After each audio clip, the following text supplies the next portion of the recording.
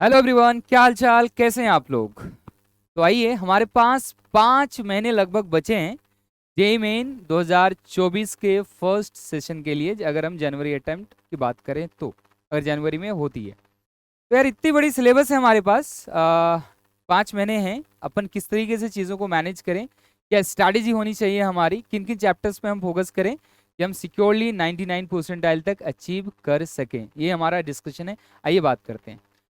तो आगे बढ़ने से पहले सबसे पहले एक न्यूज़ की बात कर लेते हैं। एक न्यूज़ आ रखा है कि भाई जो आपका फर्स्ट सेशन है जेई मेन 2024 का, वो लाइकली फरवरी में होने वाला है। लेकिन चूंकि 2024 के लोकसभा इलेक्शंस भी होने वाले हैं, अप्रैल मई को होने वाले हैं होपफुली, एंड जो है आपका सीबीएसई के भी डेट्स भी आ रखे हैं बोर्ड्स के। तो उस हिसाब से मिला जुला के देखें, चूंकि 2 सेशन भी होने हैं मेन के, तो उस हिसाब से मिला जुला के अगर अपन देखें तो एक चांसेस बनता है कि जनवरी में भी आपका फर्स्ट सेशन हो। तो अपन यही कंसीडर करके चलेंगे कि जनवरी में हमारा फर्स्ट सेशन होने वाला है, और उसी पे अपन इसी चीज को कंसीडर करते हुए आगे बातचीत करेंगे। ठीक है, क्या आगे बढ़ते हैं। तो आप देख सकते हैं जेई मेन का जो जनवरी अटेम्प्ट था 2023 का, उस पर थोड़ा नजर डालते हैं कि हमारा टारगेट है कि हम 99 परसेंटाइल अचीव करना चाह रहे हैं। तो थोड़ा सा देख लेते हैं कि 99 परसेंटाइल अचीव करने के लिए हमारा टारगेट मिनिमम कितने मार्क्स का होना चाहिए। तो इसके लिए हमें जो है पुराने प्रीवियस ईयर के डेटा से ही चीज़ों का अंदाजा मिलने वाला है। तो लेट्स एनालाइज। देखिए, अगर 99 परसेंटाइल की बात करें तो इसके लिए जो मैक्सिमम कट ऑफ गया था सारे शिफ्ट्स में, आप एनालिसिस देख सकते हैं, सबसे ज्यादा आपका गया था 192। ठीक है क्या। तो मैक्सिमम कट ऑफ था ये आपका, और minimum you can see 168, 168, you can see 168। तो आप इस तरीके से देख सकते हैं कि जो जनवरी आपका अटेम्प्ट था 2023 का, इसमें आपका अराउंड 170 मार्क्स, अराउंड 170 मार्क्स जो है वो जो है मिनिमम था 99 परसेंटाइल के लिए। बात समझ में आ रही क्या। तो यही है कि फॉर 99 परसेंटाइल 170 प्लस जो है पिछले 2024 के 23 के जनवरी अटेम्प्ट के लिए हमारा राउंड मार्क्स था। ठीक है क्या। नेक्स्ट अगर अपन बात करें 2023 के अप्रैल अटेम्प्ट की, तो यहाँ मैक्सिमम मार्क्स 99 परसेंटाइल के लिए देख सकते हैं कि ये 200 के अराउंड है, यानी 200 पे मैक्सिमम कट ऑफ था। तो इन दोनों को एनालिसिस करने के बाद हम ये कह सकते हैं कि 170 प्लस पे पहला अटेम्प्ट, 180 प्लस पे सेकंड अटेम्प्ट। बट जरूरी नहीं है, आपने देखा कि अप्रैल में मैक्सिमम 200 तक भी गया था। तो एक सेफ स्कोर हमारे लिए क्या होगा, तो हमारे लिए सेफ स्कोर क्या हो, इसके लिए आप थोड़ा सा अगर एनालिसिस करें 2024 में, तो 180 प्लस पे आप 99 परसेंटाइल तक जा सकते हैं, 160 प्लस पे 98 तक जा सकते हैं, इसी तरीके से 150 140 प्लस पे 97 96, एंड 130 प्लस पे आप 95 परसेंटाइल पे जा सकते हैं। बट ये जरूरी नहीं है कि एग्जैक्टली 180 पे आप 99 परसेंटाइल आपको मिल जाएगा। मार्क्स ऊपर नीचे फ्लक्चुएट भी हो सकते हैं। तो हमारे लिए सेफ स्कोर 2024 के लिए 200 मार्क्स का हो जाएगा। ठीक है क्या। तो हमारा टारगेट होना चाहिए अराउंड 200 मार्क्स का। तो 200 मार्क्स यदि अपन जेई मेन 2024 में अगर स्कोर कर लें तो हमें 99 परसेंटाइल होपफुली अचीव हो जाएगा। बात समझ में आ रही है क्या।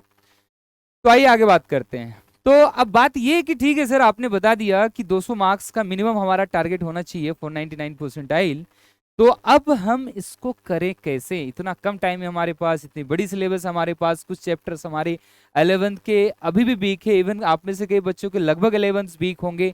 तो अपन इतने कम टाइम में वो जो है वाइजली कैसे काम करें, किन चैप्टर्स पे फोकस करें कि हम सेफली 99 परसेंटाइल तक टारगेट जो है अचीव कर पाए। ठीक है क्या।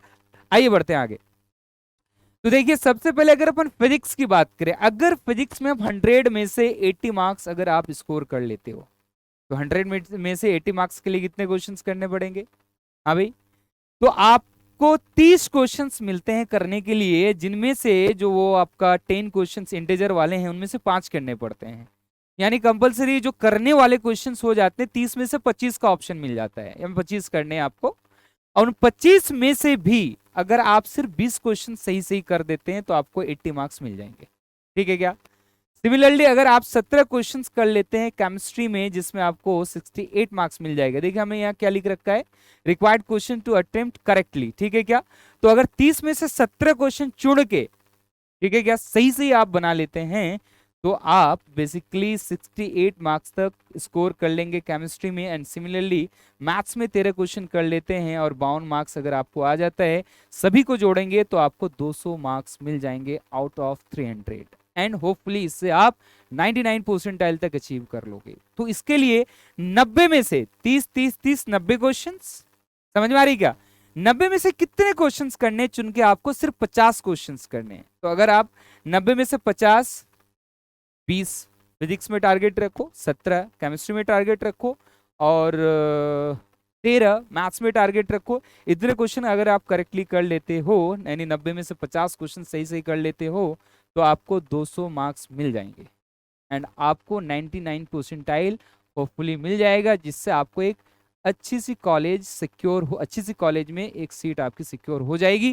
फिर आप मोटिवेटेड होके अपनी प्रिपरेशन को टुवर्ड्स एडवांस लेके जा सकते हो। ये बहुत जरूरी होता है। अगर जनवरी अटेम्प्ट में, फर्स्ट अटेम्प्ट में अगर आपका 99 परसेंटाइल सिक्योर हो जाता है, तो थोड़ी थोड़ी सेटिस्फेक्शन आपको हो जाती है कि भैया कॉलेज तो हमें मिल रहा है। बात समझ में आई क्या? तो देखते हैं, आगे बढ़ते हैं। तो फाइनली हम कह सकते हैं कि सो फॉर 99 परसेंटाइल आपको जरूरी है 90 में से कितने क्वेश्चन सही सही करने के, कितने क्वेश्चन के सही सही आंसर करने के, 50 क्वेश्चन के। 90 में से 50 आप देख सकते हो, ठीक है। तो आइए 90 में से 50 क्वेश्चन सही सही करने के लिए इतने सारे चैप्टर्स में लगभग कितने चैप्टर्स हैं हमारे पीसीएम के सिलेबस में, और उनमें से किन किन चैप्टर्स में हमें ज्यादा ध्यान देना पड़ेगा 90 में से 50 क्वेश्चंस को सिक्योरली करेक्ट आंसर करने के लिए। लेट्स टॉक एंड सी।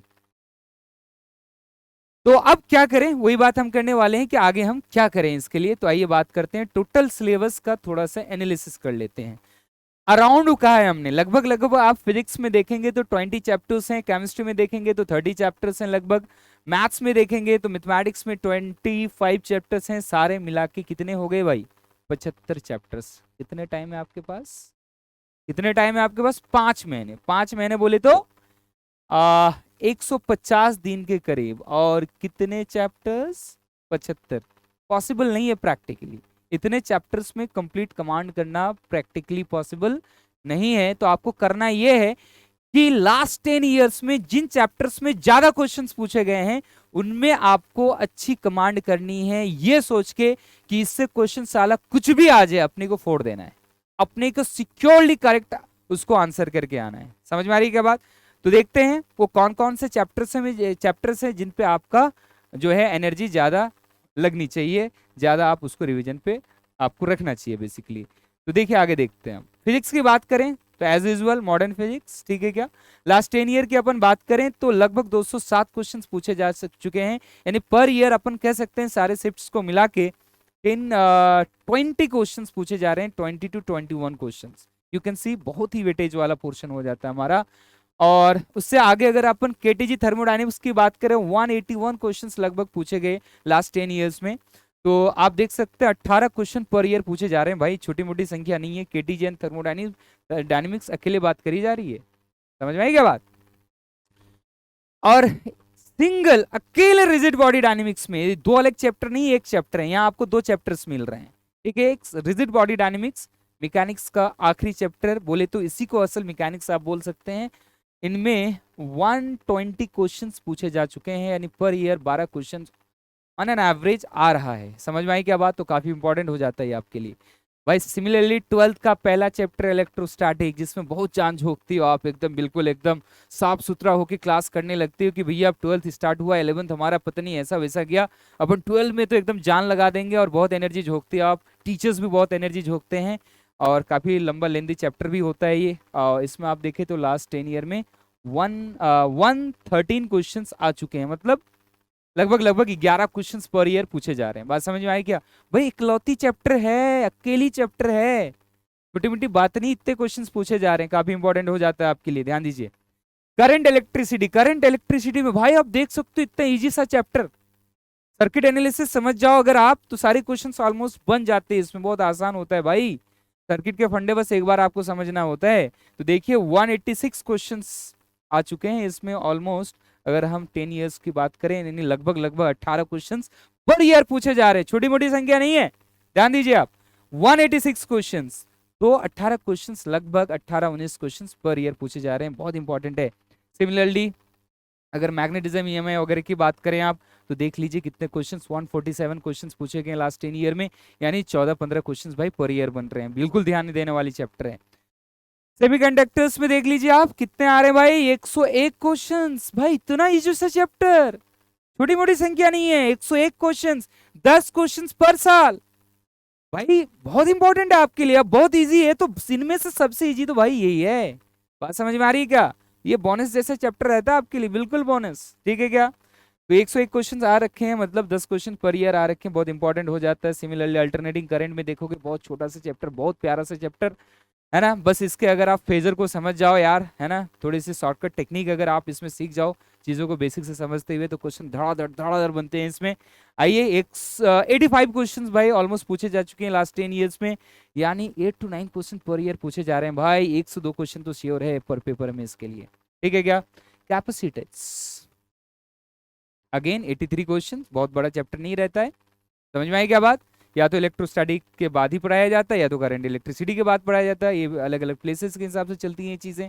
तो भाई ये चैप्टर्स काफी इंपॉर्टेंट है आपके लिए। अगर इन चैप्टर्स को आप ध्यान से देखें तो ये पूरे सिलेबस का लगभग 30% है, और इन पूरे सिलेबस में लगभग हमारा एनालिसिस है 65 to 70% क्वेश्चन इन्हीं में से पूछे जा रहे हैं ऑलमोस्ट। समझ में आ रही क्या बात?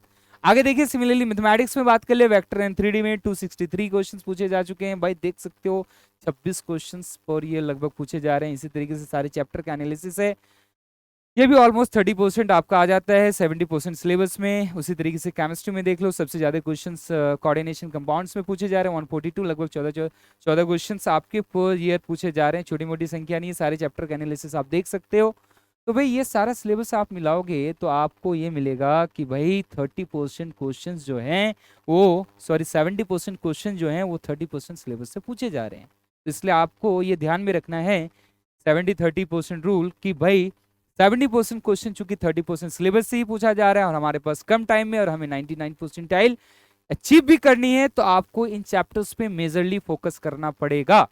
समझ में आई क्या बात? इन चैप्टर्स को ऐसे पढ़ना है कि कोई भी क्वेश्चन इसमें आ जाए हमें छोड़ना नहीं है, सही सही करके आना है, ठीक है क्या? तो आइए अब बात करते हैं कि सर जो है रिसोर्सेज हमारे क्या होंगे पढ़ने के। तो इनमें तो सबसे पहले आप क्या करोगे यार, लास्ट 5 ईयर के तो प्रीवियस ईयर के क्वेश्चन आप लगा ही लो, ठीक है क्या? 60 to 70% क्वेश्चन यार पर चैप्टर करना, उसके बाद ही आगे बढ़ना। ये नहीं कि 30%, 20 या 40% क्वेश्चन आपने करा, काइनेमेटिक्स का करा और सीधे आप वर्क पावर एनर्जी एनएलएम में चले गए, ऐसा नहीं। 70% मिनिमम क्वेश्चन हर चैप्टर के पीयूआई के लास्ट 5 ईयर के लगाओ, फिर आगे बढ़ो आप, ठीक है? उसके बाद आपके कोचिंग के मॉड्यूल एंड जो भी आपको डीपीपीज दी गई हैं, है ना, उसमें जो अच्छे अच्छे क्वेश्चन है वो आप करेंगे। इसके लिए अलग से डेडिकेटेड वीडियो आपका बना हुआ है, वो आप देखें, ठीक है? तो इसी तरीके से आपका कंटेंट होगा। एक फिर से मैं एम्फेसाइज करूंगा, आप क्या करो, एससीवी का जो ऑब्जेक्टिव 1 है एंड ऑब्जेक्टिव 2 है भाई, इसको थोड़ा सा आप देख लो, इसको रिवाइज करने की कोशिश करो, क्योंकि कॉन्सेप्चुअल क्वेश्चंस भी आज के टाइम में आ रहे हैं, तो कॉन्सेप्चुअली भी थोड़ा सा आपको क्लैरिटी होना जरूरी है। जो स्टेटमेंट्स वाले क्वेश्चंस हैं या थ्योरेटिकल अप्रोच के जो क्वेश्चंस आते हैं, क्लियर है क्या? आगे बढ़ते हैं। ध्यान देना है कि थ्योरी देखो, ये आप अब देखो मैं आपको एक चीज बताता हूँ, ये क्या करोगे, जैसे हमने कॉन्सेप्चुअल क्वेश्चंस की बात करी, अब थ्योरी पे ज्यादा फोकस करने लगोगे। देखो ऐसे नहीं जाना है, आपको सिर्फ एससीवी की ऑब्जेक्टिव 1 और ऑब्जेक्टिव 2 करने हैं, जो थ्योरेटिकल क्वेश्चंस आएंगे उसको करने के लिए। तो ऑब्जेक्टिव जब आप 1-2 करोगे एससीवी के, ठीक है क्या, तो उसी की जरूरत के बेसिस पे आप अपनी थ्योरी के बेसिस पे रिवीजन करोगे, आप रिवीजन के बेसिस पे थ्योरी को पलटोगे आप। ये नहीं कि बैठ बैठ के कॉपी एक तरफ से पढ़ रहे हैं, उतना टाइम हमारे पास नहीं है। तो इसी से अगर आप ऑब्जेक्टिव 1-2 एससीवी का फोकस करते हो तो आपका उससे थ्योरी रिवाइज हो जाएगा। तो क्या करना है, लेस थ्योरी, उतनी ही जितनी रिक्वायरमेंट आपको एससीवी ऑब्जेक्टिव 1-2 करने के लिए है, और ज्यादा से ज्यादा भाई न्यूमेरिकल की प्रैक्टिस करनी है, सिंपल। मॉक टेस्ट देने हैं, पीवाई क्यू अभी बताया करने हैं आपको, ठीक है क्या? तो लेस थ्योरी एंड ज्यादा से ज्यादा न्यूमेरिकल सॉल्व करने की कोशिश करनी है, ठीक है? आइए आखिरी बात करते हैं। फाइनली जो सबसे इंपॉर्टेंट चीज है इतनी सारी बात करने के बाद, कि एक ही चीज आपकी नैया पार लगा सकती है, सिर्फ solving questions and solving questions. उसके अलावा कुछ और चीज आपका नैया पार नहीं लगा सकता। तो इसलिए भाई क्वेश्चंस की प्रैक्टिस पे आप ध्यान दो, एक लिमिटेड टाइम हमारे पास बचा है, उसको अच्छे से यूटिलाइज करो। होपफुली आपका जेईई मेन 2024 अच्छा जाए, ऐसा आशा करता हूँ। Thank you for listening, all the best.